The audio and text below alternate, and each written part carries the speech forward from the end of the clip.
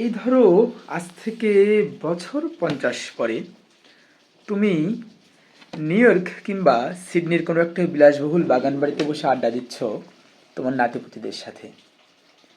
কথার ফাঁকে হুট করে কেউ একজন বলে উঠল, আচ্ছা দিদুন, তোমার জীবনে ভালোবাসা আসেনি? তুমি আচমকা ফ্যাকাশে মুখে আমতা আমতা করে এড়িয়ে যাবে বোধহয়।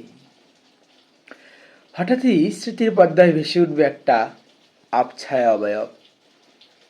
হয়তো নামটা ঠিকঠাক মনে পড়বে না তোমার, কিছুটা মনে করার চেষ্টা করে বিব্রত বোধ করবে বোধহয়।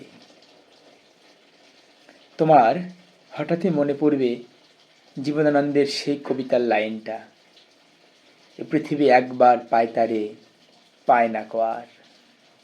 যদিও তুমি তাকে বহুবার পেয়েও প্রত্যাখ্যান করেছিলে প্রতিবার। পরিবারের লোকজন তাদের কর্মব্যস্ততা শুরু হলেই চলে যাবে তাদের গন্তব্যে। তুমি রয়ে যাবে তোমার প্রাসাদতুল্য বাড়িতে একাই।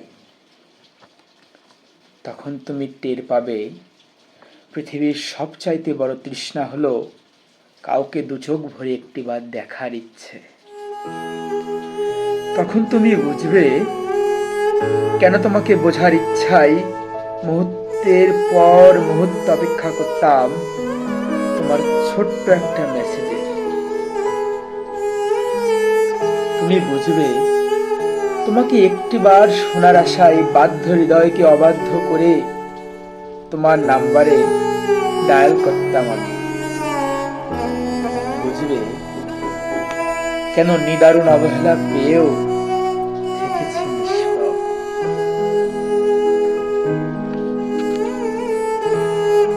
জীবনানন্দ যেন আজকের কথা ভেবে লিখেছিলেন, প্রেম ধীরে মুছে যায়, নক্ষত্রেরও একদিন মরে যেতে হয়।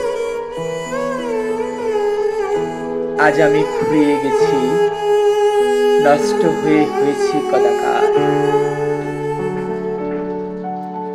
মুছে যাওয়ার খুব সন্নিকটে এসে খুব ক্লান্ত লাগছে নিজেকে।